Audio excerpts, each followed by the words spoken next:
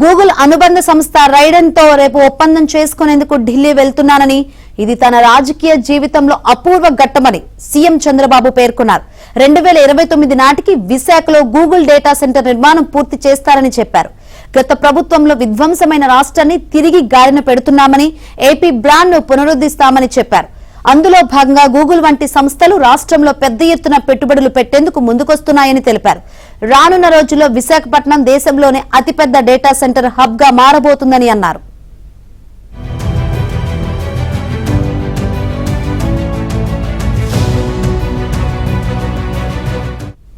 ఓవైపు data centre, మరోవైపు artificial intelligence తో విశాఖపట్నం రూపురేఖలు మారబోతున్నాయని సీఎం చంద్రబాబు తెలిపారు. రాష్ట్రానికి పెద్ద ఎత్తున పెట్టుబడులు వస్తుంటే వాటిని అడ్డుకునేందుకు కొందరు బెదిరింపులకు దిగడం ఫ్యాషన్ గా మారిపోయిందన్నారు. నవంబర్లో జరిగే పెట్టుబడుల సదస్సుకు ప్రధాని మోదీని ఆహ్వానించనున్నట్లు తెలిపారు.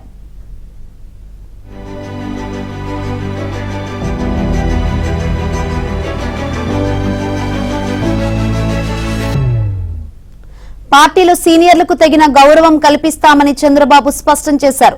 అదే సమయంలో కొత్త తరాన్ని తీసుకొచ్చేందుకు ప్రయత్నిస్తున్నామని, యువతరానికి రాజకీయ శిక్షణ తరగతులు నిర్వహించేందుకు పార్టీ కార్యాలయంలో శిక్షణ కేంద్రాన్ని ఏర్పాటు చేస్తామని తెలిపారు.